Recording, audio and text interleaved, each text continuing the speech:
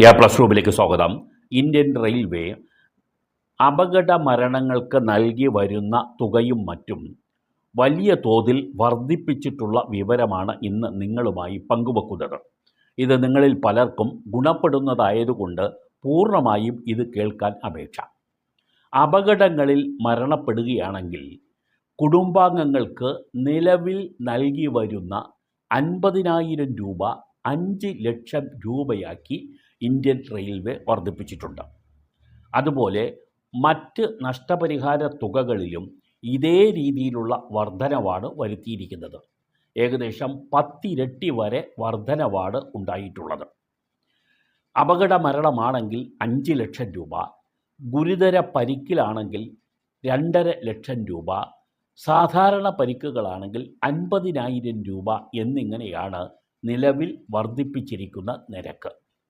അതുപോലെ അനിഷ്ട സംഭവങ്ങൾ ഉണ്ടായി അതിനെ തുടർന്നുള്ള മരണമാണെങ്കിൽ 1.5 ലക്ഷം രൂപ ഇന്ത്യൻ റെയിൽവേ നൽകും. ഗുരുതര പരിക്ക് ഈ അനിഷ്ട സംഭവത്തെ തുടർന്ന് സംഭവിക്കുകയാണെങ്കിൽ 50,000 രൂപയും സാധാരണ പരിക്കുകൾക്ക് 5,000 രൂപയും ഇത്തരം സംഭവങ്ങളുടെ പേരിൽ ലഭിക്കും. ലെവൽ ക്രോസിംഗ് അപകടം ഉണ്ടായി മരണം സംഭവിക്കുകയാണെങ്കിൽ 5 ലക്ഷം രൂപ ലഭിക്കും. ഗുരുതര പരിക്കാണെങ്കിൽ 2.5 ലക്ഷം രൂപ ലഭിക്കും. സാധാരണ പരിക്കാണെങ്കിൽ 50,000 രൂപയും ലഭിക്കും. പ്രത്യേകിച്ച് നിങ്ങൾ അറിയാനുള്ള ചില കാര്യങ്ങൾ ഉണ്ട്. ഭീകരാക്രമണം, മറ്റ് ആക്രമണങ്ങൾ, കവർച്ച എന്നിവയാണ് അനിഷ്ട സംഭവങ്ങൾ എന്ന പേരിൽ ഇന്ത്യൻ റെയിൽവേ കണക്കാക്കുന്നത്. അങ്ങനെ ഉണ്ടാകുന്ന സംഭവങ്ങൾ കണക്ക് അനിഷ്ട സംഭവത്തിൻ്റെ പേരിലുള്ള 1.5 ലക്ഷം രൂപ മരണത്തിന് ലഭിക്കുന്നതും ഗുരുതര പരിക്ക് 50,000 രൂപ ലഭിക്കുന്നതും സാധാരണ പരിക്ക് 5,000 രൂപ ലഭിക്കുന്നതും.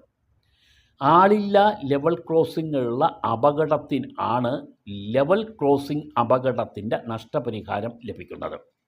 അതിക്രമിച്ച് കയറൽ, വൈദ്യുതി കമ്പി തട്ടിയുള്ള മരണം എന്നിവ ഈ നഷ്ടപരിഹാരത്തിൻ്റെ ഭാഗമായി വരുന്നതല്ല എന്നും മനസ്സിലാക്കിയിരിക്കുക.